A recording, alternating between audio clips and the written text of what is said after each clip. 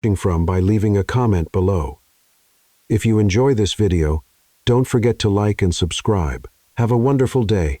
Enjoy the story, everyone. Sofia Alvarez was late, her hair a mess, shoelace untied, apron stained with ketchup, and for some unexplained reason, a piece of gum stuck to her elbow. First day as nanny to the most reclusive millionaire in Seattle, and I look like a hot dog after a tornado, she muttered. Running along the sidewalk toward the huge iron gate of the Langston mansion, she took a deep breath, pressed the doorbell, and when no one answered, simply pushed the gate open. She walked in. The mansion looked like a five-star hotel, cold, elegant, and so quiet she could hear her own embarrassment until, "Vroom, yes. Go. To the chandelier." Sofia's eyes widened. In the living room, two identical boys, about 6 years old, were running in circles with a drone tied to rolls of toilet paper. The drone was heading straight for the crystal chandelier, probably worth more than her car. Sofia screamed. The drone hit the chandelier. The chandelier swung like it was in an earthquake. The boys shouted, "Yeah," and clapped as if they had just won the world championship of mischief. She froze. "I'm the new nanny." "You're late," said the boy in the dinosaur t-shirt. "And you look like a dirty hamburger," added the other, pointing at her stained apron. Sofia tried to breathe. "You must be Eli and Noah, right? And I'm the nanny who was just humiliated by two miniature gremlins." While she picked up the toilet paper off the floor, she heard heavy footsteps on the stairs. A tall man in a perfectly tailored gray suit came down, looking like he had just read 3 contracts and swallowed an entire meeting. "You are the new nanny," he barked. Sofia stood up, pulled the gum off her elbow, straightened her blouse, and answered, "I am, and you really need a green juice. Those dark circles are screaming. I haven't slept since 2010. Eli and Noah grinned mischievously. The man crossed his arms. "James Carter, CEO, father. And I hate green juice." Sofia Alvarez, nanny, Latina, and a firm believer in detox juice in stressful environments. Stressful environment. The drone crashed to the floor with a lonely beep. Sofia pointed at it. Case closed. Minutes later, James was already in his office on the phone, saying words like, "Emergency meeting, $1 million merger, and shareholders won't accept delays." Sofia was trying to convince the twins to tidy up the toys in the living room when Eli whispered something in Noah's ear. They shared a knowing look and turned toward the hallway. "Secret mission, Operation Push," said Eli. "Ready, aim, push." Before Sofia could react, the two shoved her hard down the hallway. She stumbled straight into the office door, losing her balance just as James, back turned, was deep in a phone call. "What the?" The door slammed shut behind her. Locked. Outside, they heard, "Now you two can talk. Just the two of you, and maybe fall in love." Sofia stared at the door, then at the man now slowly ending his call. "Please tell me this isn't happening," James muttered. "It is. And with ketchup on my shoulder," she said, pointing to her clothes. "My kids locked you in here?" "Yes, and you too. Technically." He sighed and folded his arms. "This has never happened before. Being locked in with a woman covered in condiments or your kids playing little cupids." He looked at her for the first time without irritation. They haven't laughed in months. Since their mother passed away, they've been quiet, closed off. Sofia's expression softened. "I'm not a psychologist, but I do have a doctorate in making kids smile. And trust me, I'm not that easy to knock down. Not even by killer drones." James exhaled deeply. "I thought you were going to quit." "I thought about it. When they pushed me in here, I figured my contract was about to go up in flames. But they laughed. And that's worth more than any shareholder meeting." James studied Sofia for a moment. A curious moment. A silent moment. Outside, Eli and Noah pressed their ears to the door. "They're talking. Operation New Mom is going better than expected." A few minutes later, the house security guard unlocked the door with a spare key. James walked out first, serious but a little less stern. Sofia followed, adjusting her messy bun. She was already bracing herself to be fired. But then she heard something unexpected. "They laughed," James said, looking straight at her. For the first time in a long time, she stood still, not sure if it was a compliment or a warning, but before he left, he added, "And you still have ketchup on your shoulder." Sophia smiled. This was a beginning, a messy, funny beginning. But maybe just the kind of beginning she needed. At 8:30 that night, something unusual happened at the Langston mansion. Silence. Not the tense kind of silence James knew well, where the twins pretended to sleep until he left the room and then started another pillow fight. This silence was peaceful. James walked up the stairs slowly, ready to find the new nanny quitting or, at the very least, crying in a corner.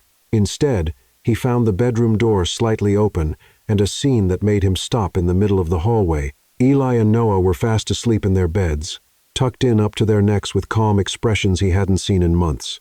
And there, in a chair between the two beds, was Sofia Alvarez, her head tilted to the side, asleep, too.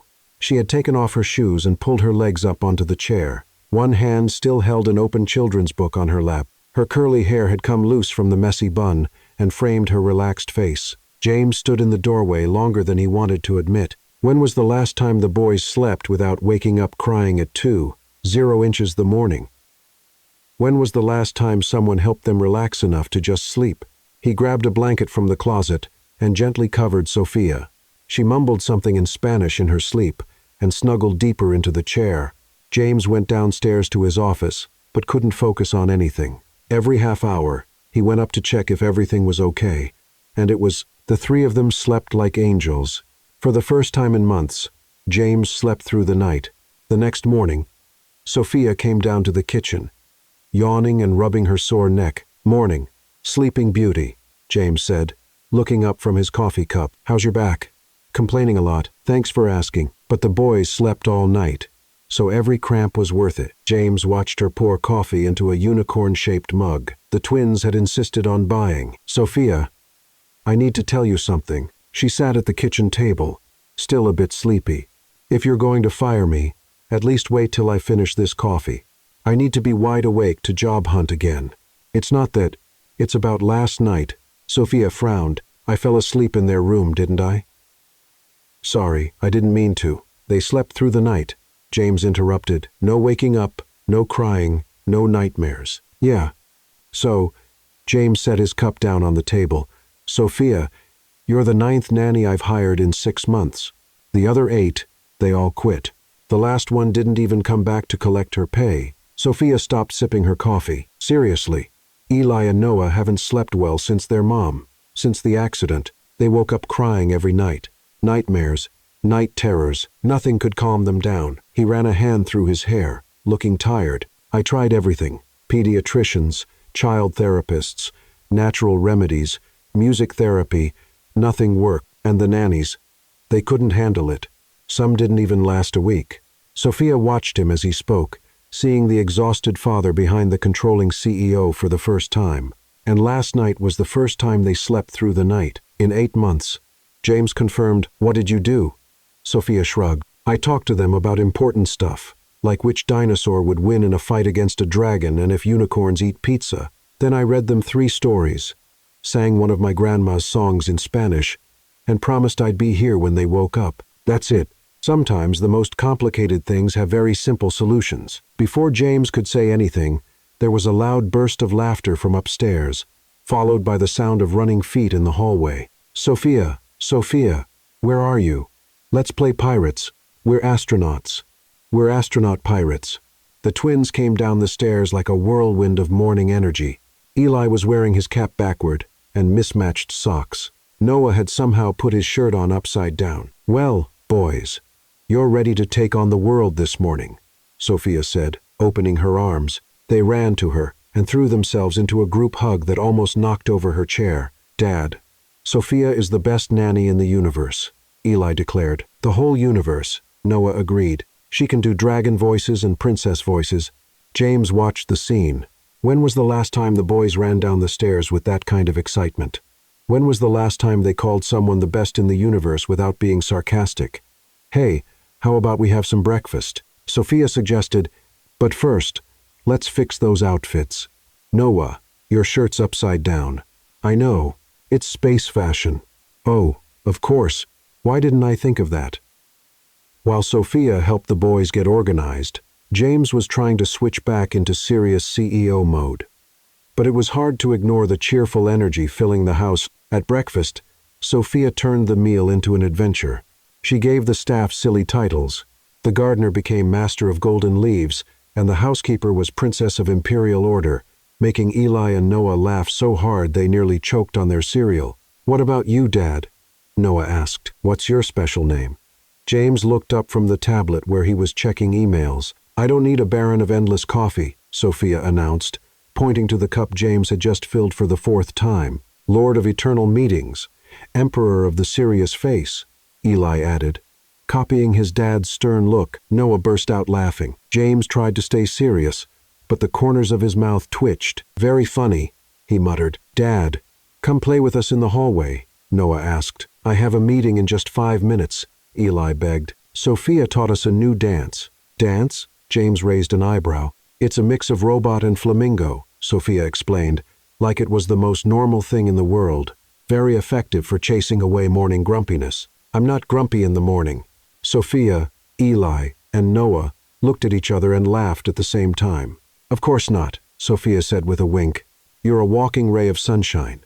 James sighed and went back to his tablet. But 2 minutes later, he heard music coming from the hallway and laughter echoing through the whole house. He got up to see what was going on and found Sophia dancing with the twins in the middle of the hall. She had tied a napkin around her head like a pirate's scarf and was waving her arms in a crazy rhythm the boys were trying to copy. "Now it's the flamingo part," Sophia shouted.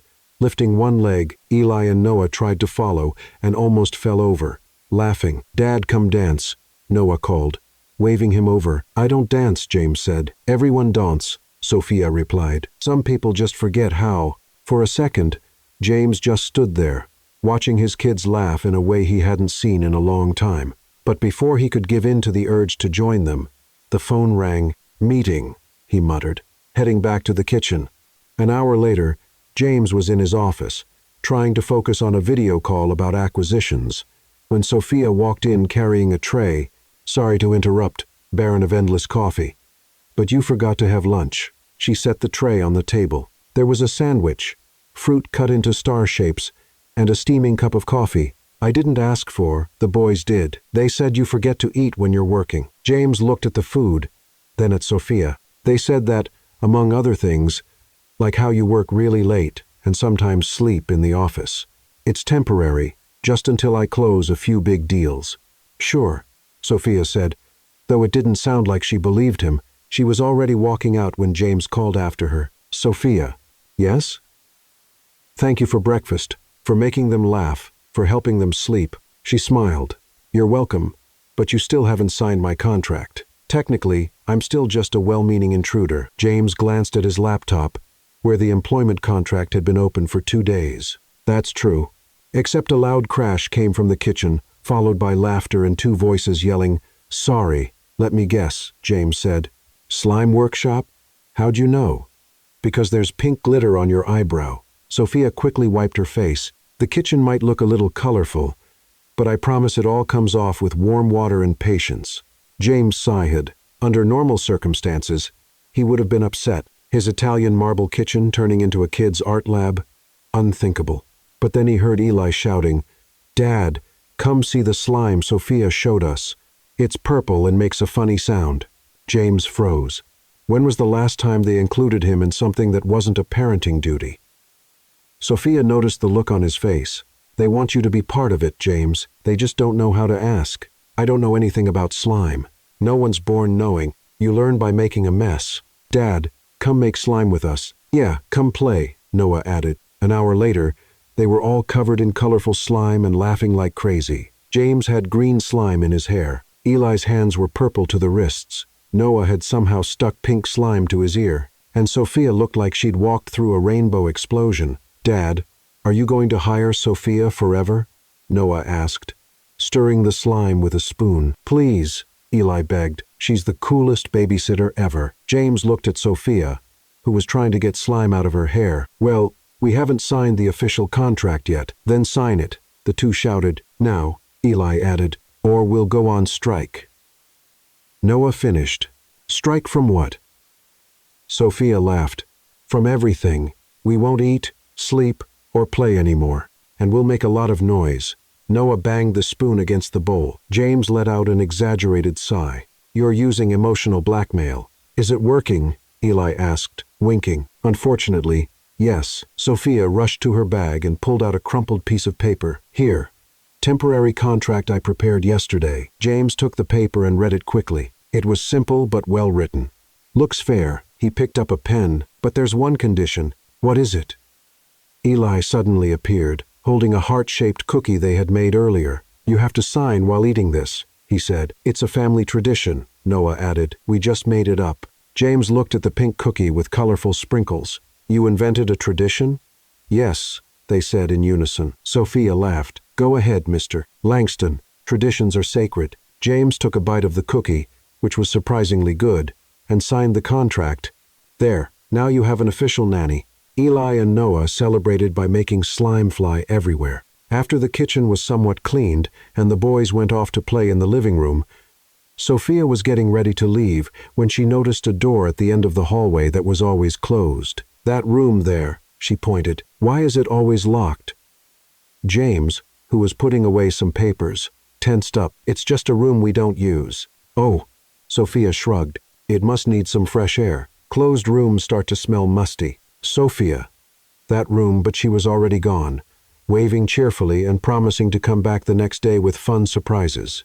James stood still, staring at the closed door at the end of the hall. Some secrets were harder to explain than others. The next day, Sophia arrived at the Langston mansion with contagious energy and a bag full of surprises.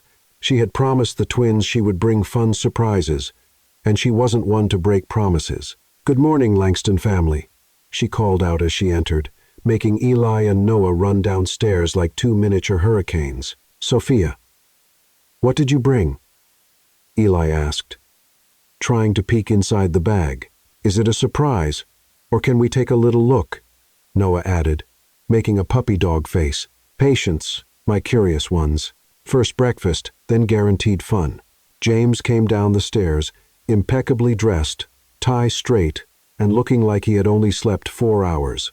"Good morning, Baron of Endless Coffee." Sophia greeted cheerfully. "How many cups so far today?" "Only 3, James replied, grabbing his fourth. "Only 3. You're holding back." During breakfast, Sophia revealed her surprises: painting kits, jewelry-making supplies, and ingredients for decorated cookies. The twins were thrilled. "We're going to turn this house into an art studio," she announced. "What if we make macaroni necklaces?" Eli suggested. "Or beaded bracelets," Noah added. James watched his son's excitement while trying to review contracts on his tablet. The house was becoming more colorful and louder, and completely different from the controlled environment he was used to. "Dad, are you going to join the art activities?" Noah asked hopefully. "Maybe later. I have an important meeting in half an hour." "You always have an important meeting," Eli muttered, stirring his cereal. James looked up from his tablet, but before he could answer, Sophia stepped in. "How about we let the Emperor of Business work while we create revolutionary masterpieces?" An hour later, the living room had turned into a full-fledged art studio. Eli was painting an abstract canvas that looked like a rainbow explosion. Noah was stringing colorful bead necklaces, and Sophia supervised them while humming a song in Spanish. That's when Sophia's curiosity got the better of her. She had noticed that mysterious door at the end of the hallway since her first day. James always changed the subject when she asked about it, which only made her more curious. While the boys were absorbed in their creations, she decided to take a quick peek. "Keep painting, boys. I'm going to get more paint upstairs," she fibbed, walking casually down the hall. The door wasn't locked, just closed. Sophia turned the knob slowly and pushed it open. The room before her was like a time capsule. Everything was perfectly preserved. Clothes still hanging in the closet, beauty products neatly arranged on the vanity, photographs scattered across the dresser. It was clearly a woman's room. In the center of the vanity sat a delicate, clearly expensive porcelain vase, decorated with hand-painted flowers. Next to it were photographs of a beautiful woman with Eli and Noah when they were younger. Sophia walked in slowly, drawn in by the feeling of the room. It felt like a sanctuary, lovingly preserved with equal parts love and pain. She stepped closer to the vanity to take a better look at the photos when she heard footsteps in the hallway. Panicked, she turned quickly and bumped into the vase. Everything happened in slow motion. The vase flew off the vanity, turned in the air, and shattered on the hardwood floor with a crash that echoed through the entire house. "Oh no, no, no," Sophia whispered, crouching down to try to gather the pieces. "What are you doing in here?" James's voice boomed through the house like thunder. He was standing in the doorway, his face red with anger, and his fists clenched. Sophia stood up slowly, porcelain pieces in her hands. "James, I can explain. You went into my wife's room?" he shouted, storming into the room. "And you broke her favorite vase. I didn't know. It was an accident." "An accident? You walked into a room you had no business being in." Sophia took a deep breath, trying to stay calm. "Look, I get that you're upset, but it was just a vase. Come on, you're a billionaire. Buy another one on eBay." James was speechless. He had expected tears, desperate apologies, maybe even a resignation, not such a practical reply. "Just a vase," he repeated in disbelief. "Yes. An object, one that can be replaced. That vase was the last birthday gift I gave her before." James's voice broke. Sophia's expression softened, finally realizing the weight of what she had done. "James, Dad, Sophia." Eli appeared at the door, followed by Noah. "Why are there people yelling?" The boys looked at the broken porcelain on the floor and their father's distressed face. "Dad, are you okay?" Noah asked, concerned. "I broke something important to your dad," Sophia said honestly. "Something that belonged to your mom." Eli and Noah looked at each other and, without a word, ran off. James bent down and picked up one of the bigger pieces of the vase, running his finger along the broken edge. She collected antique porcelain. This one was her favorite. "James, I'm really sorry. Truly, I shouldn't have gone in here." Before he could respond, Eli and Noah came running back, holding handfuls of colorful modeling clay. "Dad, we're going to make a new vase," Eli announced. "Just like Mom's," Noah added, "only better, because it'll have glitter." The boys sat on the floor and started shaping the clay with determination. Eli worked on the base. Noah focused on the sides. "It's going to be beautiful," Noah said. "And it won't break because clay is strong and will make colorful flowers," Eli added. "Mom liked flowers, right, Dad?" James watched his sons working together to fix what had been broken, their small fingers carefully creating something new. "She loved flowers," he said, his voice softer now. Sophia sat down beside them. "Can I help? I promise not to break anything this time." Eli and Noah giggled. "Sure, you can do the little leaves." Half an hour later, they had created a colorful clay vase, decorated with pink and purple flowers, green leaves, and tiny gold stars. "All done," Noah announced proudly. "The new Langston family vase, upgraded version," Eli added. James picked up the creation gently. It was imperfect, lopsided, and absolutely beautiful. "It's different," he said. "Different can be good," Sophia replied softly. At that moment, looking at a woman wearing watermelon print socks and with green paint in her hair, James realized something unsettling. He was starting to like her. Or was it just gratitude? Because she made the boys laugh. Because she had brought life back into this quiet house. Because she wasn't afraid of messes or awkward moments. Before he could sort out his confusing thoughts, his phone rang. "James Langston," he answered automatically. "My dear son-in-law." A familiar grand voice rang through the line. "I'm calling from the Swiss Alps to let you know I'm coming back." James closed his eyes. "Lady Beatrice." "Hello, Beatrice. How was the trip?" "Refreshing, but I missed my grandchildren. I'll be arriving tomorrow to stay a while and see how the children are doing. I hope you've hired a proper nanny this time." James looked over at Sophia, who was helping Noah add even more glitter to the vase. "Yes, proper is one way to put it." "Wonderful. See you tomorrow, dear." James hung up and sighed deeply. "Trouble?" Sophia asked. "My mother-in-law. She's coming back tomorrow. And that's a bad thing because Lady Beatrice has very strong opinions about how things should be." Sophia looked around the room full of paint, clay, and glitter scattered everywhere. "Whew, I think tomorrow's going to be interesting." James looked at the Langston family's new vase and had the strange feeling that his life was about to get even more complicated. And for the first time in a long while, that didn't completely scare him. The next morning, the Langston mansion was in full chaos. James had woken up at 5 a.m. to get the house ready before Lady Beatrice arrived, while Sophia tried to convince Eli and Noah to wear presentable clothes. "Why do we have to wear these boring clothes?" Eli complained. staring at the dress shirt his dad had picked out. "Because Grandma Beatrice likes kids who look like little adults," James explained, adjusting his tie for the third time. "That's really weird," Noah muttered, struggling with his shirt buttons. Sophia watched all the running around with amusement. She had swapped her usual colorful outfit for something more appropriate, a navy blouse and black pants. Still, she couldn't resist wearing pineapple print socks. "Relax, guys. She's just a grandma, not the Queen of England," she said, helping Noah with his buttons. "You don't know Lady Beatrice," James murmured. "She has very strong opinions about everything." At exactly 10, a black limousine pulled up in front of the mansion. The driver quickly got out to open the back door, and out stepped an elegant woman in her 60s.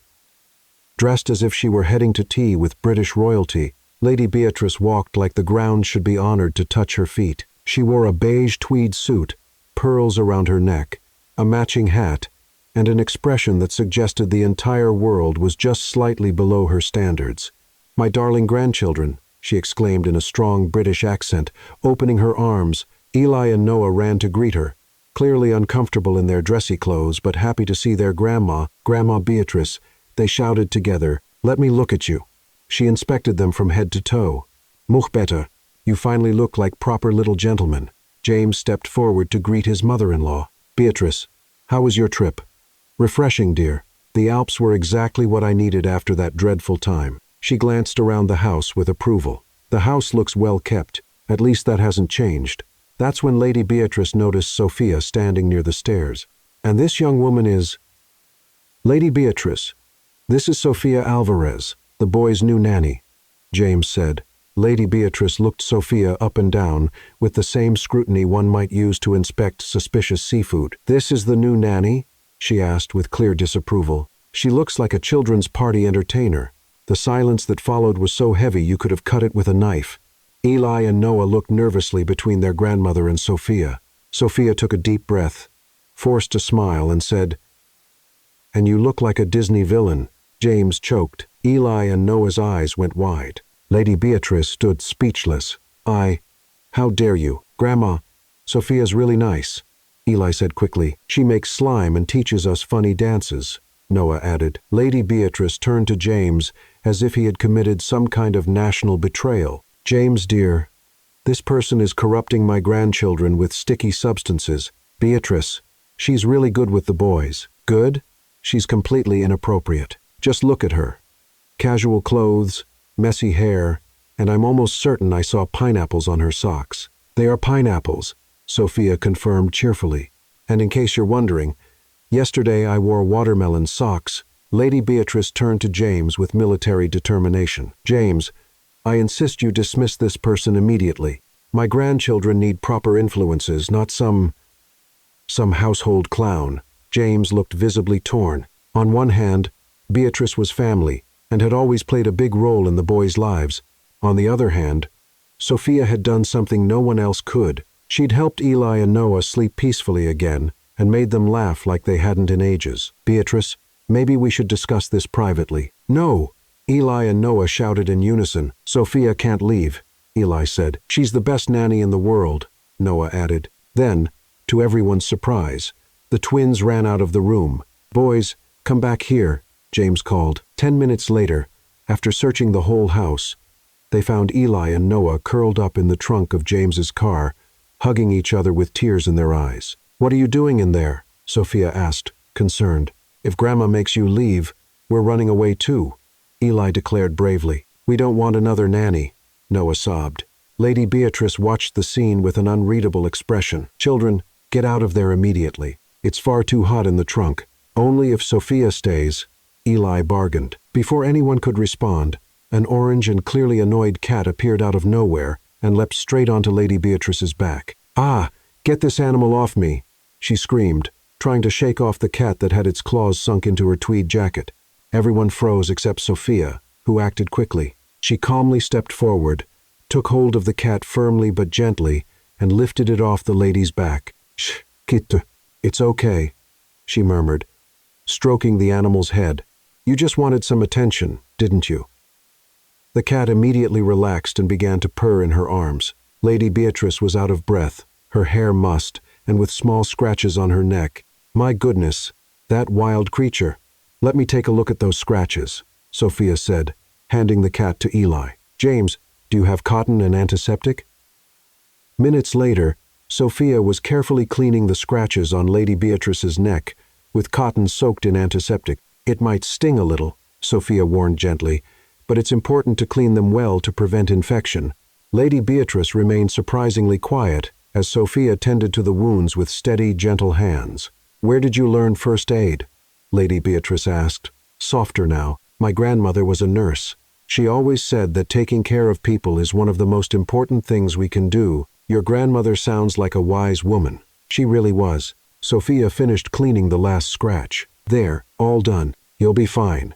James watched the scene from a few feet away, seeing Sophia care for his mother-in-law with the same patience and kindness she showed Eli and Noah. There was something about the gentle way she treated people, the way she turned tense moments into lighter ones. He caught himself smiling, which was completely ridiculous. He was smiling because a woman wearing pineapple socks had saved his mother-in-law from an angry cat. Maybe he was completely losing his mind. Or maybe he was finally starting to get it back. 3 days after the cat incident, Sophia had a bright idea over breakfast. How about a picnic in the park today? She suggested, watching Eli and Noah play with their cereal instead of eating it. Picnic! The twins shouted in unison. James looked up from his laptop. I have 3 meetings scheduled today, and I have 3 kids who need fresh air, Sophia countered. Guess which is more important. Sophia is right, dear, Lady Beatrice said, surprising everyone. Since the scratch incident, she had developed a strange tolerance for the nanny. The children spend too much time indoors. See, even Her Majesty Grandma agrees with me, Sophia said, winking at Lady Beatrice, who almost smiled. Fine, James sighed, but just 1 hour and no mess. 2 hours later, they were at Discovery Park, Seattle's largest park, with a picnic basket Sophia had filled with sandwiches, fruit, juice, and of course, star-shaped cookies. Daddy, look how big it is, Noah exclaimed, running across the grass. Can we explore it all? Eli asked, already planning an adventure. Of course you can, Sophia answered before James could protest. But don't go too far from us. James spread the checkered blanket on the grass with military precision, making sure it was perfectly aligned. Sophia watched with amusement. You know it's just a blanket, right? Not an official document. I like things to be organized. I noticed you even line up your pencils by size. During the meal, everything was going smoothly until Sophia reached for the juice bottle that had rolled away. In the process, she bumped James's glass, spilling orange juice all over his dress pants. Oh no, she cried, grabbing napkins frantically. Your pants?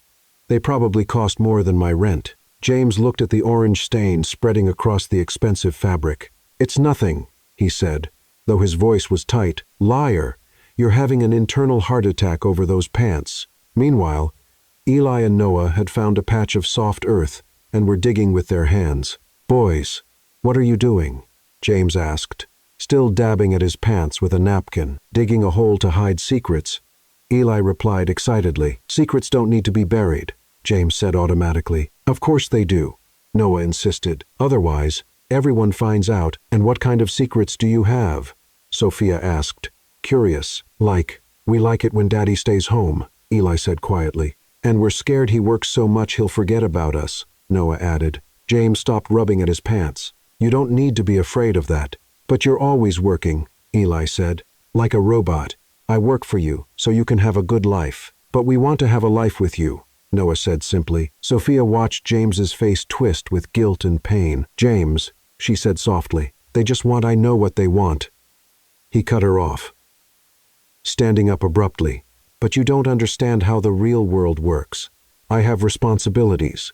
Your biggest responsibilities are right here, Sophia said, pointing at the boys. Don't tell me how to raise my kids. Someone needs to. You treat them like end-of-month reports.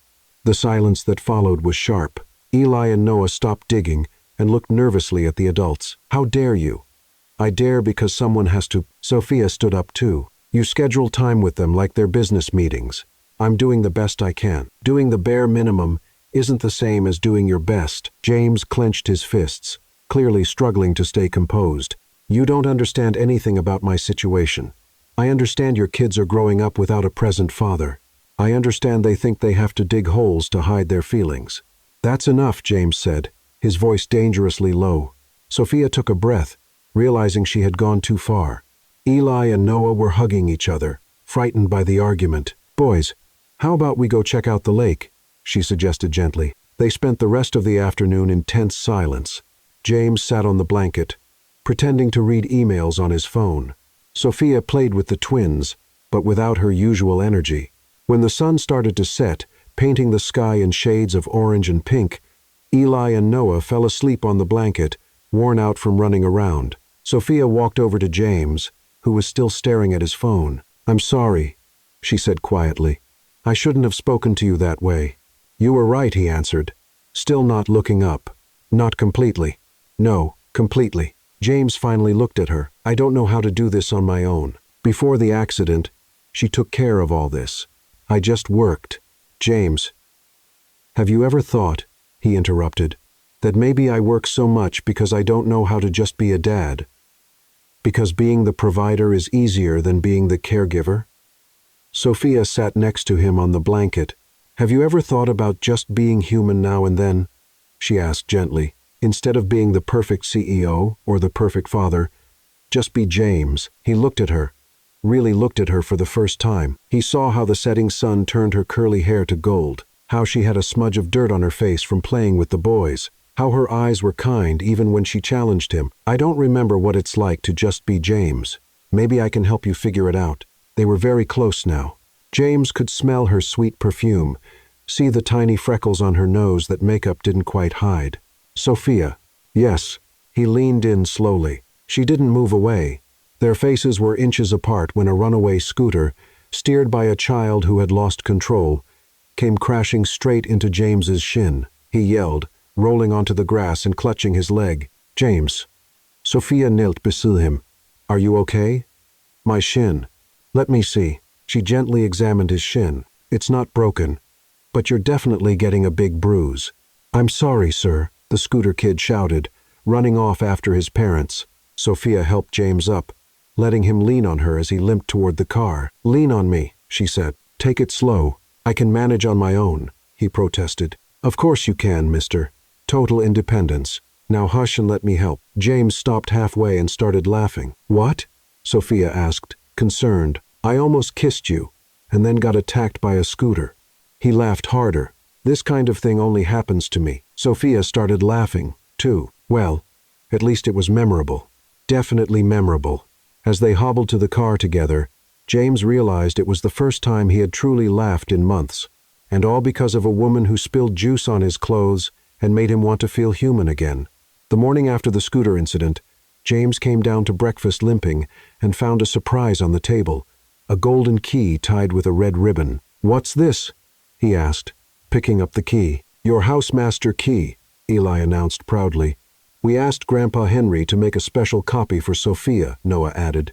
Sophia came out of the kitchen carrying a tray of star-shaped pancakes. "The boys insisted I needed full access to the house for creative emergencies," she explained. Making air quotes, "creative emergencies?" James repeated, raising an eyebrow. "Like when we want to throw a surprise party," said Eli. "Or turn a room into a spaceship," Noah added. James looked at the key, then at Sophia, then at his sons, who were staring at him with anticipation. "I'm not sure this is a good idea." "Oh, come on, mister. Worry," said Sophia, sitting on the table. "It's just a key. What could possibly go wrong?" 3 hours later, James found out exactly what could go wrong. He was in his office preparing for an important meeting with Japanese investors when he heard strange noises coming from the downstairs conference room. Sounds that included laughter and banging. "What the heck?" he muttered, heading down the stairs. When he opened the conference room door, James walked into a surreal scene. The mahogany table had been turned into a pirate ship, complete with sails made from bed sheets, ropes tied around the chairs, and a homemade pirate flag flapping in the air conditioning. Eli was standing on the bow of the table ship, wearing a pirate hat made of newspaper. Noah was swinging a foam sword, and Sophia. Sophia was sitting in the executive chair, wearing a makeshift tricorn hat and sketching a treasure map. "Ahoy, Captain James." Sophia called out cheerfully, "Welcome aboard the Langston. What did you do to my conference room? James shouted. We turned it into a pirate camp, Eli explained. Sophia said every overly serious room needs more adventure. The investors are arriving in 10 minutes. What investors? Sophia asked, genuinely confused. The Japanese ones? The most important meeting of the quarter? Sophia went pale. Oh, that's a problem. A problem? James started ripping the sheets off the chairs. I'm about to lose a $50 million deal because you turned my conference room into a theme park. Easy, Captain Panic, Sophia said, getting up. We'll fix this in 10 minutes. How? Improvise. She clapped her hands. Boys, lightning cleanup. Go. That's when the doorbell rang. James froze. The investors were early. Henry will get it, he said, running a hand through his hair. I just need 5 minutes too. The door opened, and Henry entered, followed by 3 impeccably dressed Japanese men in suits. Mr. Langston, may I present Mr. Carding, Zutsuki, Mr. Kato, and Mr. Nakamura, Henry said formally. The investors stepped into the room and paused, taking in the scene. James, with a paper eye patch stuck to his face from the cleanup attempt. Eli and Noah, still dressed like pirates, and Sophia frozen mid-step with a foam sword in hand. Total silence. Treasure ahead, Noah yelled, breaking the silence. Noah, James hissed, mortified. Mr. Suzuki, apparently the group's leader, looked around with an unreadable expression. Interesting, he said in flawless English. Very creative. James took a deep breath and made the riskiest business move of his career. Gentlemen, welcome to our business creativity simulation exercise, he said, keeping the eye patch on. We're testing non-traditional methods to spark innovative thinking. The Japanese men exchanged curious looks. A simulation? Mr. Kato asked. Exactly, said James, praying this would work. Studies show that playful environments increase productivity by 200%. Sophia picked up on what James was doing and jumped into the act. It's a groundbreaking technique, she said confidently. When we step outside the corporate comfort zone, we discover unexpected solutions. Fascinating, Mr. Nakamura murmured. In Japan, we greatly value innovation in workplace methods, and childhood creativity is the purest form of innovation, Sophia added. That's why we involve the children in the process. Eli and Noah, not totally sure what was happening but sensing they should cooperate, gave a polite bow to the guests. Hello, they said together. The investors smiled, clearly charmed. Impressive, said Mr. Suzuki. You really do think outside the box. That's when Sophia had a sudden inspiration. Gentlemen, would you like to try our innovative sushi? She asked. It's a very special fusion. Sushi? James's eyes widened. Of course. Sophia rushed to the snack table where the kids' fruit was. Eli, Noah, creative sushi operation. Go. In 5 minutes, she had created sushi using banana slices as fish, cream cheese for rice, and dried seaweed. She miraculously found in the pantry. She arranged it all on elegant plates she grabbed from the kitchen. Banana and cream cheese sushi, she announced solemnly, a fusion of Eastern tradition and Western innovation. The Japanese investors tried it with curiosity, and to everyone's surprise, they seemed genuinely impressed. Unusual, but delicious, Mr. Kato admitted. Interesting texture, agreed Mr. Nakamura. And the presentation is creative, added Mr. Suzuki. 2 hours later, after a meeting that mixed serious business with creative enterprise demonstrations, James had closed the deal. We look forward to working with such an innovative company, Mr. Suzuki said as they said goodbye, especially if we can join in more creative simulations, Mr. Kato added with a laugh. When the investors left, James sank into a chair, still processing what had just happened. I can't believe that worked, he murmured. Of course it worked, Sophia said proudly. Banana sushi is revolutionary. Dad, you were the coolest pirate ever, Eli said. And the meeting was way more fun that way, Noah added. James took off the eye patch and looked at Sophia. You saved my $50 million contract with banana and cream cheese. Technically, you all saved it with creativity and teamwork. I need to thank you properly, James said hesitantly. How about dinner tonight? Sophia blinked, surprised. Dinner? Professional, of course. James hurried to clarify. To discuss future creative strategies. Sure, Sophia said with a smile. Creative strategies, completely professional. Eli and Noah exchanged mischievous grins. Operation New Mom was going better than expected. At 7 that evening, James was waiting for Sophia in front of Le Bernard, one of Seattle's most elegant French restaurants. He had changed clothes 3 times and checked his hair in the car mirror at least 5. It's just a professional dinner, he kept telling himself. When Sophia arrived by taxi, James nearly choked. She wore a simple blue dress that made her eyes stand out and had tamed her wild curls into an elegant bun.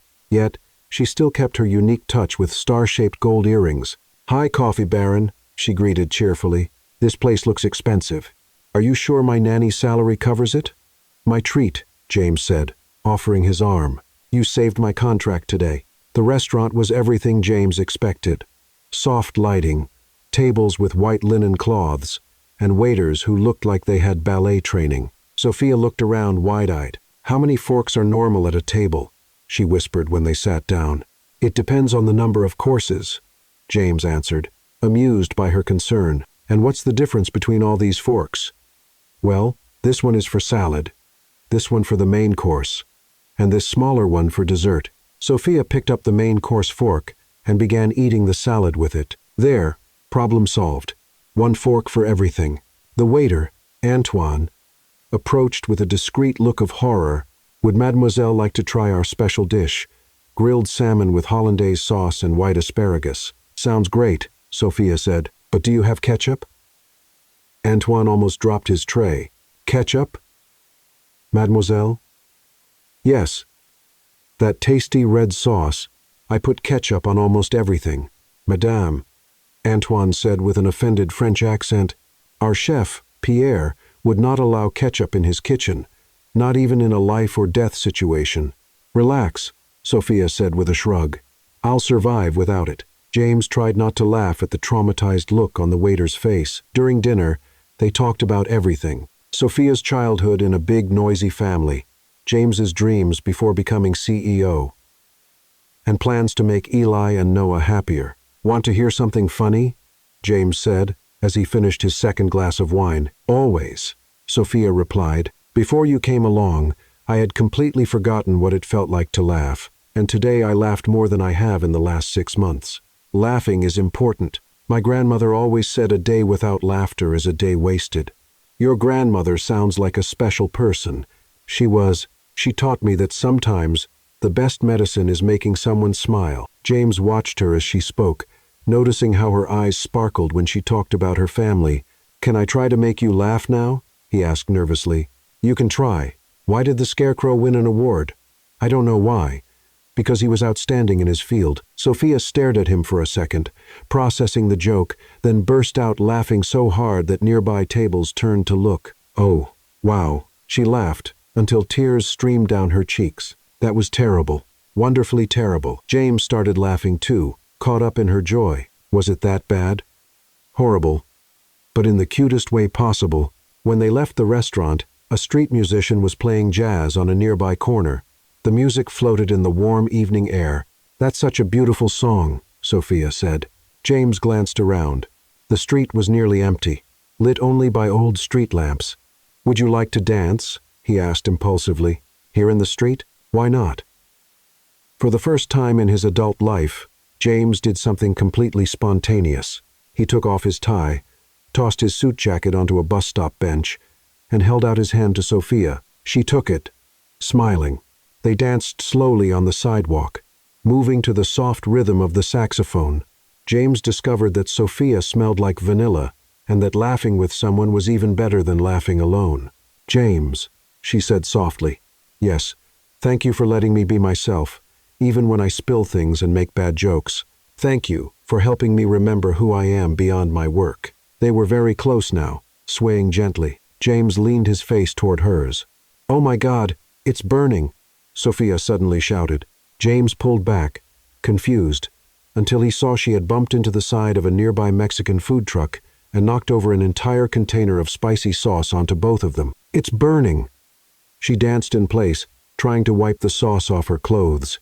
"This is napalm disguised as food." James, also covered in red sauce, started to laugh. "This only happens to me," he said, helping her clean up with napkins. Apparently, It happens to me, too. An hour later, they came back home, still with hot sauce stains on their clothes and smiles on their faces. "Welcome back," Eli shouted as they walked in. "Wait till you see our surprise," Noah added. The twins ran over with their faces covered in black paint in elaborate patterns. "We got tattoos just like Dad's," Eli announced proudly. "Tattoos?" James frowned. "I don't have tattoos." "Yes, you do," said Noah. "The dragon one on your arm." James looked at his own arm, confused, until he remembered the temporary tattoo the boys had put on him weeks ago that he had forgotten to take off. "Oh, that one." Sophia laughed again. "Well, I guess now you're a fully tattooed family." James looked at his paint-covered sons, Sophia with hot sauce in her hair, and himself with a crooked tie and stained shirt. It was the first time in a long while he felt like part of a real family, even if it was a crazy, messy, condiment-covered family. The next morning, James came down for breakfast, still smiling from the night before. Dinner had been different, a good kind of different. But his smile faded quickly when he saw Eli and Noah at the table. Both of them had huge dragon tattoos plastered across their faces. Red and gold dragons stretched from their foreheads to their cheeks, making them look like tiny Viking warriors. "What is this?" James shouted. "Good morning, Dragon Dad." Eli greeted cheerfully, pointing to the tattoo that covered half his face. "We're warrior brothers now," added Noah, flexing his non-existent muscles. "Take that off right now." "Why?" Eli asked, genuinely confused. "You have a tattoo, too." James looked at his own arm, where the dragon sticker was still stuck. "That's different. You can't just go around with body art on your face." "Why not?" Noah insisted. Because you're kids. Kids need discipline, rules. They need freedom to express themselves," Sophia suggested, walking in from the kitchen with a cup of coffee. James turned to her. "Sophia, you saw this and didn't do anything." "I did, and I thought it was creative. They spent an hour picking the perfect dragons." "Creative?" James ran a hand through his hair. "They're going to school like this. What will the teachers think? That they have imagination?" Sophia answered simply, "That's not imagination. That's a lack of boundaries." James was clearly losing his patience. "You need to understand there are rules, protocols, proper behavior." "Proper for who?" Sophia asked, crossing her arms. "For society, for their future. They can't grow up thinking they can just do whatever they want." "James, they're 6-year-olds with temporary tattoos, not criminals. That's how it starts." James gestured exasperatedly. "Today it's tattoos, tomorrow it's piercings, then real tattoos. And 10 years later they're living in a van, painting abstract art." Sophia raised an eyebrow at him. "Do you want robots or children? Kids who follow a preset program or real children with their own personalities?" James was quiet for a moment. I don't know how to do this," he admitted softer now. "Raising them alone. Making the right decisions. What if I mess everything up?" Eli and Noah looked at their dad, realizing for the first time that he wasn't just mad.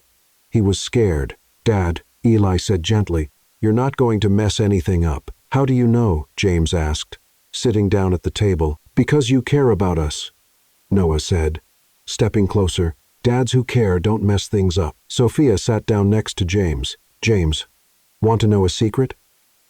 Everyone who takes care of kids is scared of messing up. I'm scared every single day." "You?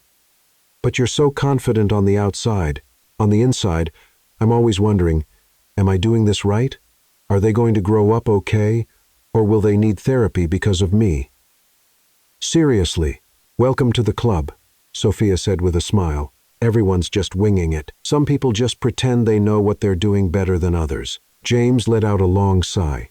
"I'm sorry," he told Eli and Noah. "Sometimes Dad gets nervous because I just want you to be happy, and I don't always know the best way to do that."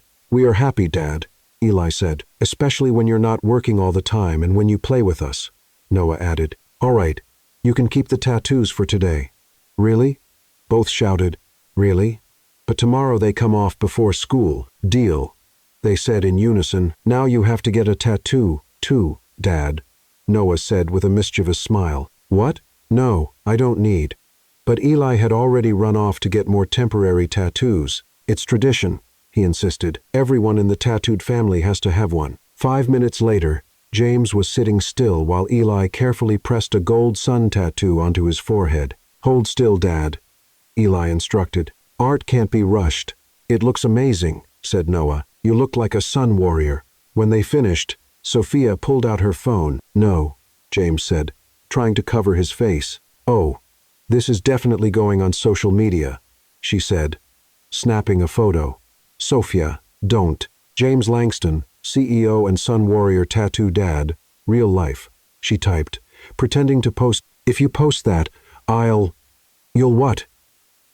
she asked, grinning slightly. James looked at her, holding the phone, at his sons laughing, and at the whole ridiculous scene, and for the first time in a long while, he smiled, really smiled.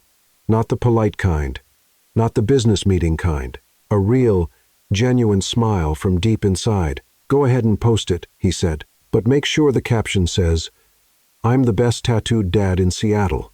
Now you're talking." Sophia laughed, taking more pictures. Eli and Noah threw themselves into their father's arms, everyone laughing together, and James realized something. Maybe he didn't know exactly how to be a dad, but he was starting to learn that sometimes not knowing was exactly how you figure it out. On Thursday morning, Sophia showed up at the Langston mansion with an unusual look. She seemed almost shy. "Good morning, tattooed family," she greeted. But without her usual energy, "Sophia." Eli and Noah ran to hug her. "Are we building a pillow fort today or making glow-in-the-dark slime?" Noah suggested. "Actually," Sophia hesitated. "I need to talk to you about something." James looked up from his newspaper, noticing her serious tone. "What's going on?" "My grandma, she's not feeling very well. I need to visit her today. Spend the day with her." "Your grandma is sick?" Eli asked, worried. "It's nothing serious," Sophia quickly reassured them. "She's just feeling a little lonely. That happens sometimes with older folks, and they just need some company." "But what about us?" Noah asked, looking sad. "You're staying with your dad. It'll be fun." James felt something strange in his stomach. Emptiness? Annoyance? He couldn't quite name it. "Of course," he said, trying to sound casual. "No problem. We'll be just fine. Are you sure?" Sophia looked at him closely. "I can come another day." "Don't be ridiculous," James said, folding the newspaper with a bit more force than needed. "I'm their father. I can take care of my own kids for one day." "Of course you can," Sophia said, though she still looked a little worried. "It's just, they usually follow a pretty specific routine with me. We're perfectly capable of sticking to a routine." Eli and Noah exchanged glances, sensing the tension between the adults. "Sophia, are you coming back tomorrow?" Eli asked. "Of course I am." She knelt down to their level. "It's just one day.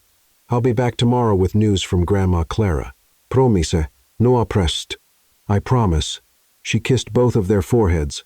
"And you two promise to be good for Dad." "We promise," they said together, though not too enthusiastically. After Sophia left, the house felt oddly quiet. James tried going back to his paper, but he couldn't focus. Eli and Noah sat on the couch, staring at the door, as if hoping she'd come right back through it. "Well," James said, folding the newspaper, "what do you guys want to do today?" "Play with Sophia," Eli answered automatically. "She's not here." "What else?" "I don't know," Noah said with a shrug. James sighed. How did Sophia make it all seem so easy? "How about we watch some TV?" "Sophia says too much TV makes your brain melt," Eli replied. "How about we read a book?" "Sophia does funny voices when she reads," Noah said. "Do you know how to do voices?" "Not exactly." The hours dragged on.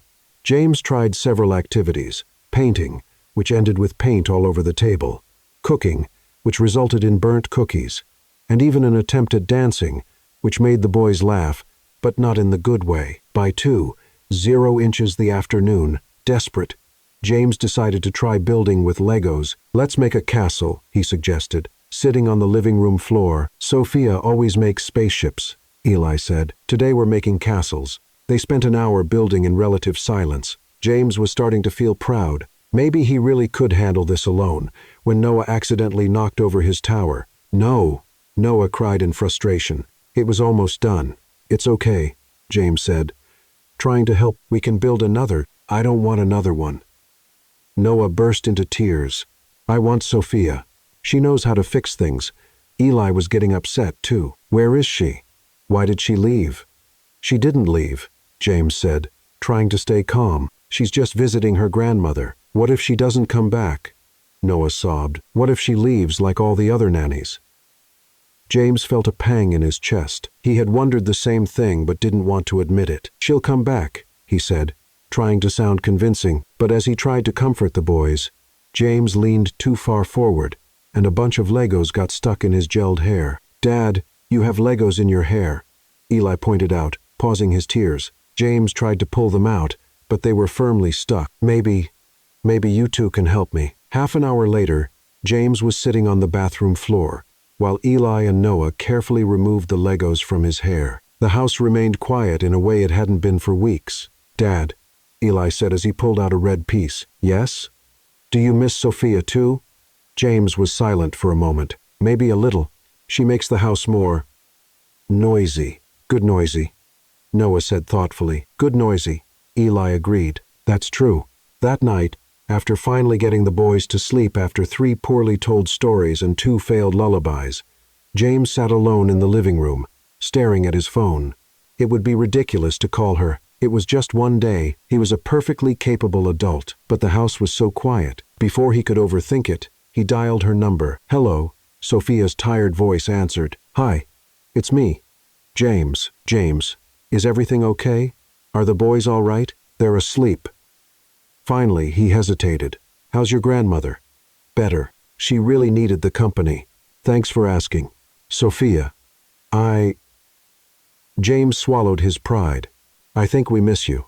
There was silence on the other end. James, not just them, me, too. The house feels strange without you. Oh, sorry if that's inappropriate. I just wanted you to know. It's not inappropriate, she said softly. I miss you all, too. Really? Especially you with Legos in your hair. Eli sent me a picture. James laughed in spite of himself.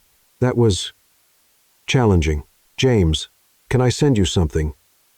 Of course. 2 minutes later, a voice message arrived on WhatsApp. James pressed play and heard Sophia singing a song she had obviously made up on the spot. For James, who tried to be super dad, but ended up with Lego in his hair, oh, so bad. For Eli, brave as a lion, and Noah with a heart that keeps on trying, tomorrow I'll come back with surprises to share, and maybe some real mischief. I swear, sleep well, my dear family. Sophia will be back soon. You'll see. James listened to the message 3 times, smiling like an idiot. Maybe admitting he needed someone wasn't so terrible after all, especially when that someone sang silly songs just to make him smile.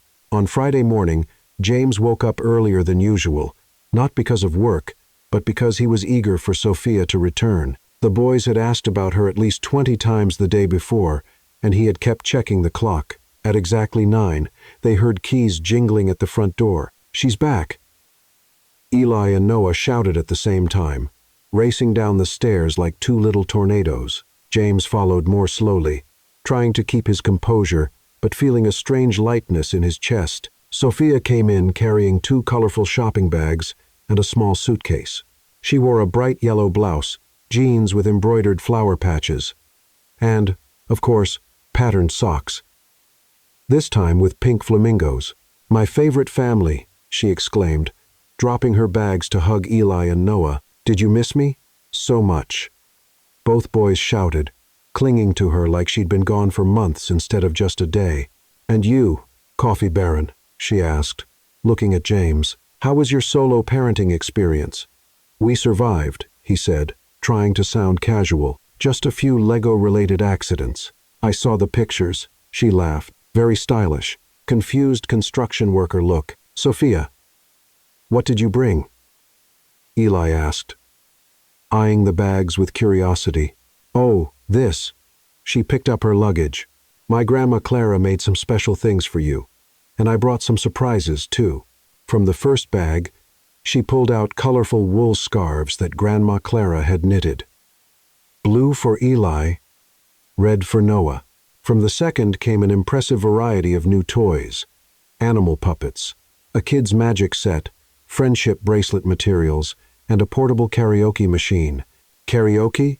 Noah yelled, pulling the machine out of the box. "Now we're talking," said Eli. "We can put on shows." Speaking of shows, Sophia's eyes lit up with a mischievous sparkle. "How about we organize a talent show right here, right now?" "Yes." The boys jumped with excitement. James, who had been watching the scene while sipping coffee, tried to quietly slip away. "Well, I have a few calls to make." "Nope." Sophia caught him by the arm. "You're our official judge." "Judge?" "Yes, every talent show needs a judge, and you have the perfect face for it." "What face?" "That grumpy critic face, who takes everything way too seriously," she teased. Eli and Noah laughed. "It's true, Dad." Eli agreed. "You'd look like a strict judge." "Thanks for the honesty," James muttered, though he was smiling. 20 minutes later, the living room had been transformed into a makeshift theater. Sophia had set up chairs in rows, created a stage using a colorful rug, and even made signs with the performers' names written in crayon. James was placed in a big chair front and center with a notepad and pen. "Now, Mr. Serious Judge," Sophia instructed, "you'll give scores from 1 to 10 for each act, and no giving everyone a 10 just to be nice." "I'd never give a 10 just to be nice," James said. "Exactly. That's why you're perfect for the job." The first act was Eli doing magic tricks.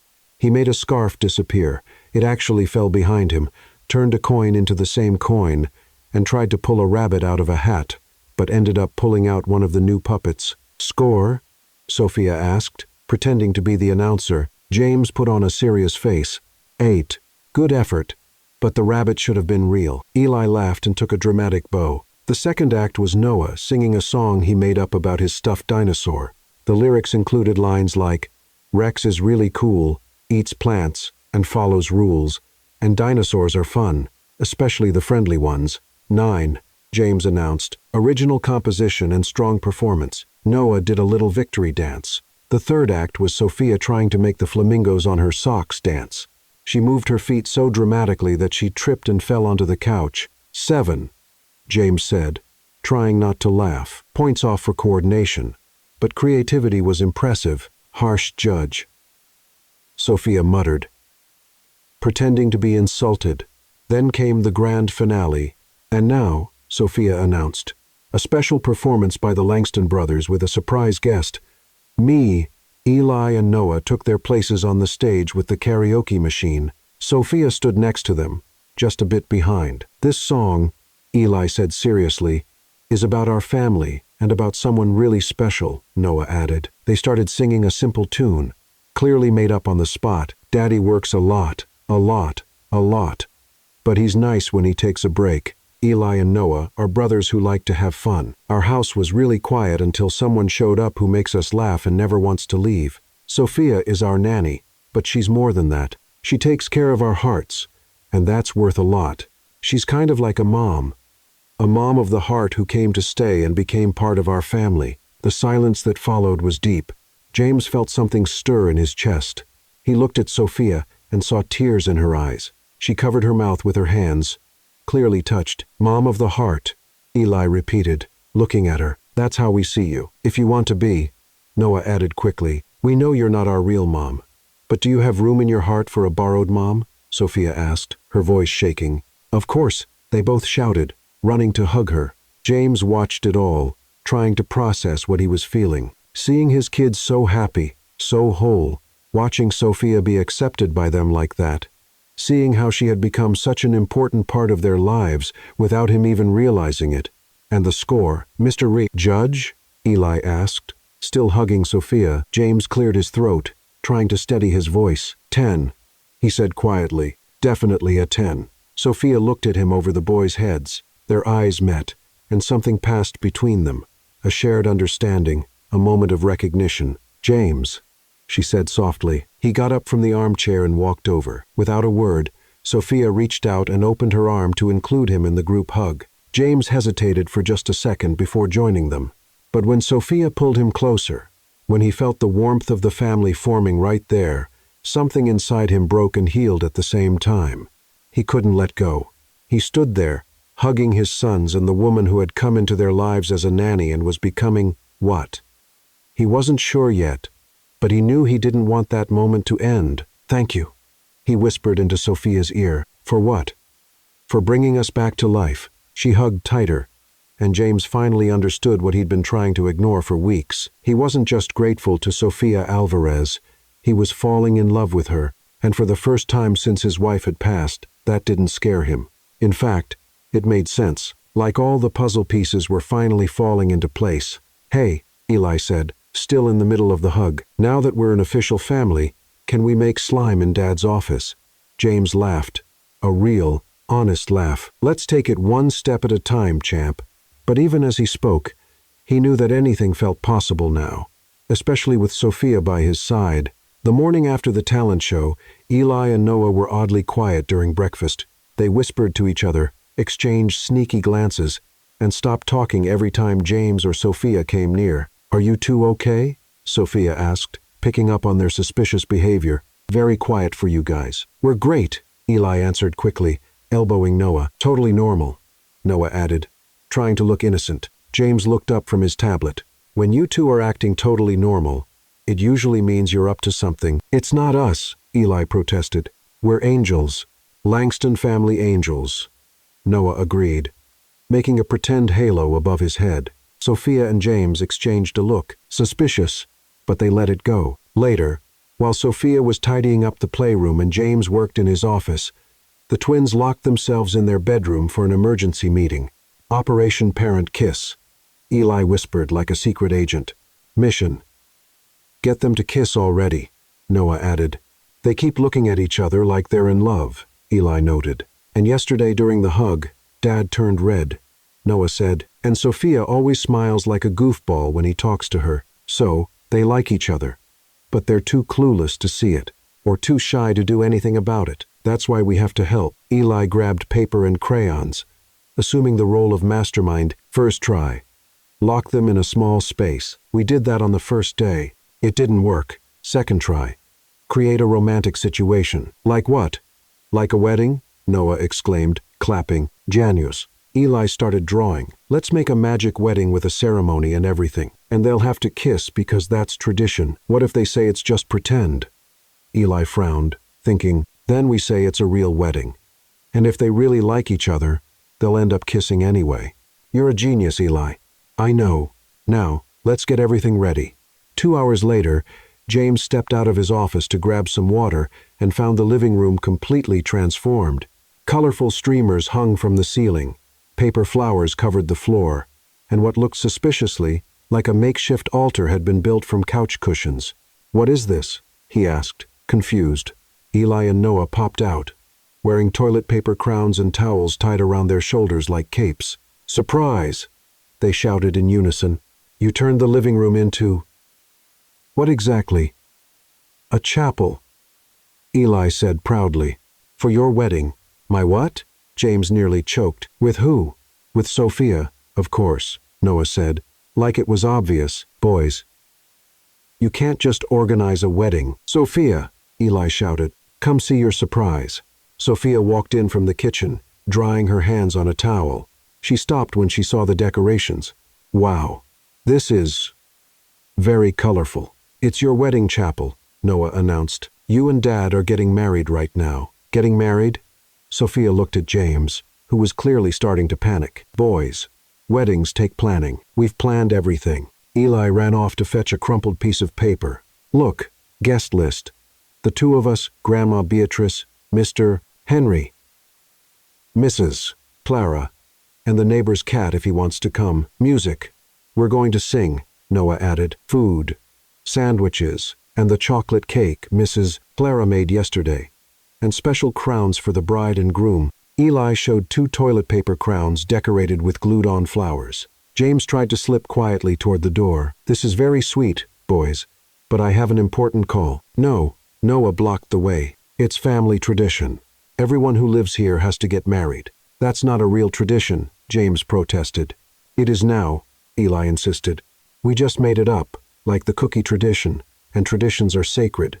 Noah finished, using Sofia's usual argument. Sofia laughed at the situation. Boys, you're adorable, but real weddings need people who love each other.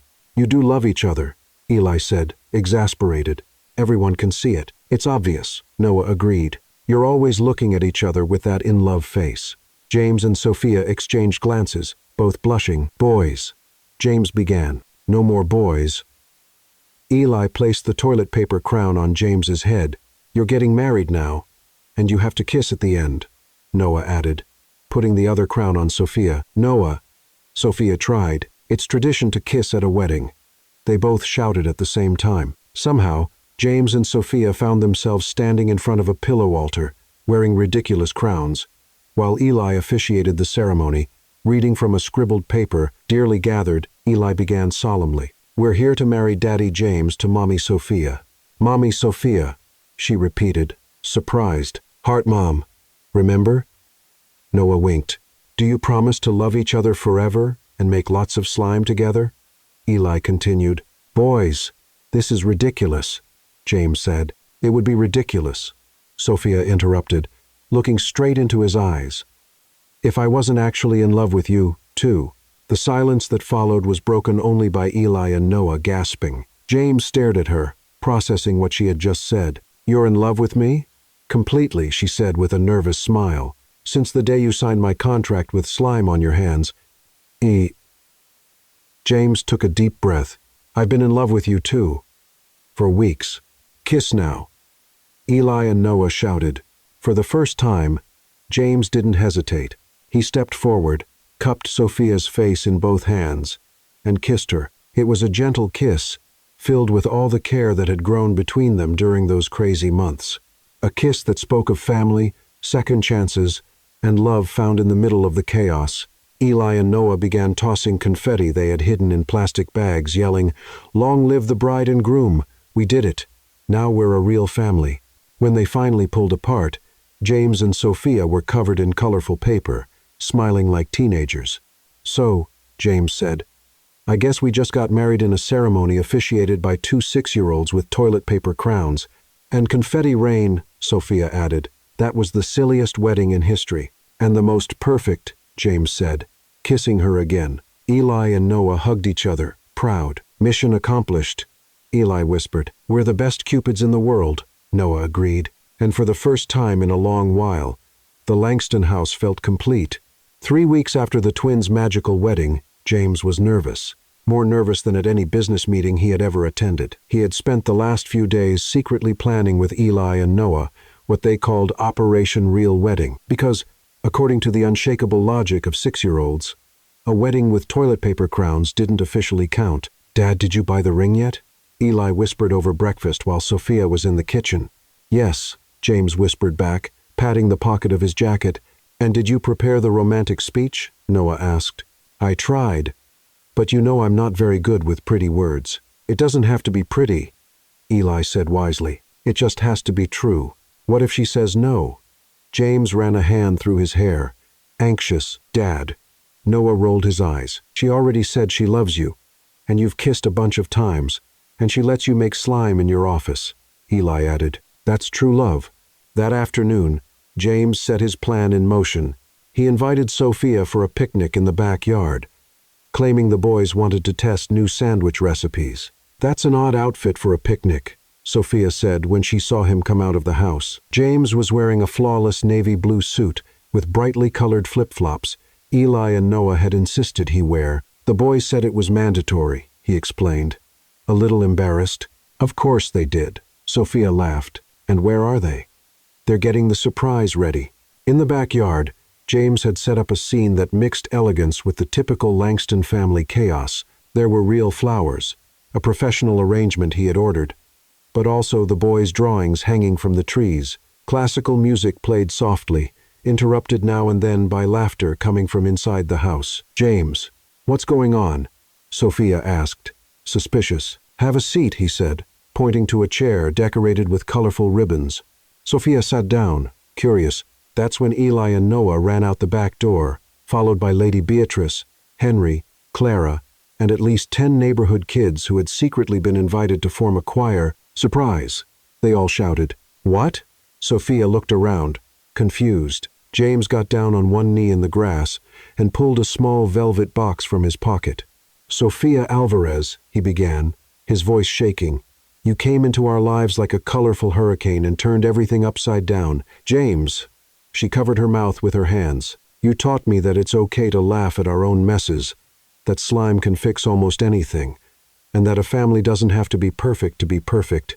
Eli and Noah stood beside their dad, clearly moved. Will you marry me? James asked. For real this time, with paperwork and everything, and become our official mom?